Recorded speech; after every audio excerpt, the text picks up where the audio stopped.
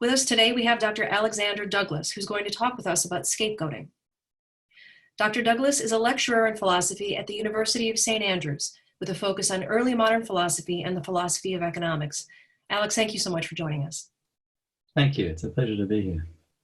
In your article, you talk about the origins of the term scapegoating. Can you summarize that for us here?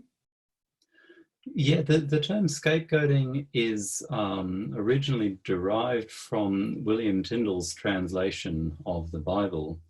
There's a passage in Leviticus where the story is that the Hebrew tribe would gather together two goats, and one goat would have all the sins of the tribe somehow pinned upon it, metaphorically pinned upon it.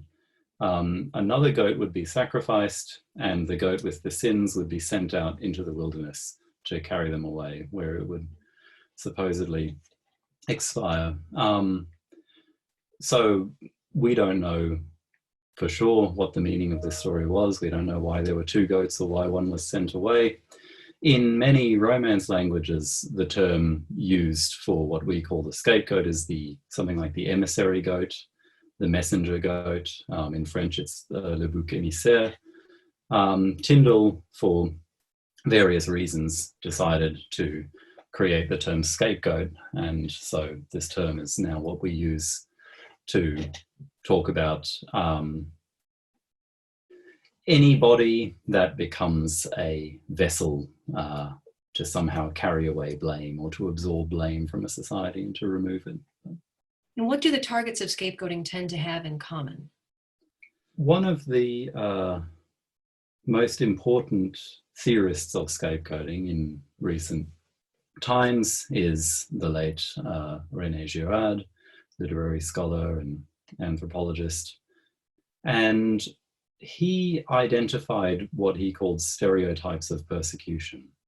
But to understand these, you kind of have to understand how he thought the scapegoat served a social function.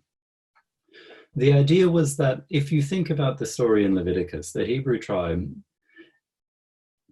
go through this ritual, or at least the event that for Gerard, he thinks that these rituals are based on an event that really happened, that happened spontaneously. What happens is you have a community where people are at each other's throats. There's been a crisis of some kind. It doesn't matter what the crisis was, but everybody starts blaming everybody else. Aggression feeds on aggression. And the community is at risk of simply falling apart due to internal conflict.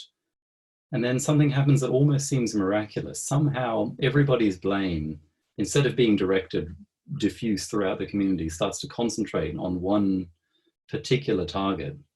And then the solution to the community's problems becomes simple. You just locate this target, which is the source, has become the source of all of society's problems, has, taken on the blame in the same way the goat took on all the sins of the community. And it can then be expelled, sent away, or killed. And for a time, it feels like the community has resolved its problems because all of the resentment that was felt is temporarily suspended because people really do think that the cause of all their problems has been taken away. Of course, what happens is the problems, turns out, as ever, recur. And then it's necessary to repeat the ritual. But that was Gerard's explanation of how scapegoating worked.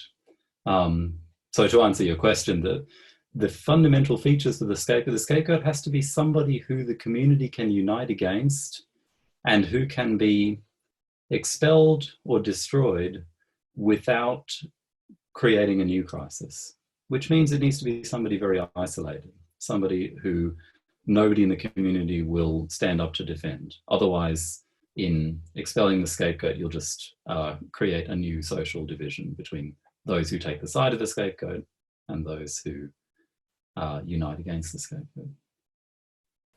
Do you believe that in creating scapegoats, political leaders can elevate their own popularity and status by virtue of the contrast they created between themselves and the scapegoat?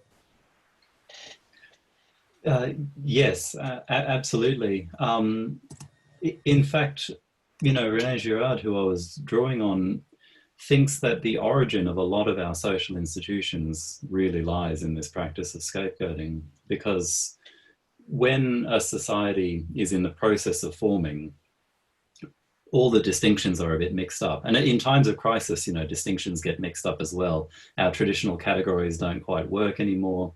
One of the things that singles out scapegoats, especially, this I thought particularly interesting from Girard, is people who fail to fall into the categories that we expect them to, or are difficult to classify. And so one thing that politicians can exploit is they can seem like they're restoring order to the world in a way, and that people feel confused about categories, you know, they don't know what to think, they don't know what side to take. And if someone can just make a nice sort of clean distinction between the sorts of people we want in society, the sorts of people we don't want, you know, if they can say, these are the elements we want to expel, these are the elements we want to preserve, then it provides this reassuring sense of collective self-identity. It's a very, very powerful political tool, I think. All right, thank you. No, thank you. It's a great question. It looks like we're out of time for today. If you would like to know more about Alex, you can find him on Twitter at AlexXDouglas, all lowercase, and at axdouglas.com. Alex, thank you so much for joining us today. Thank you so much, all of you.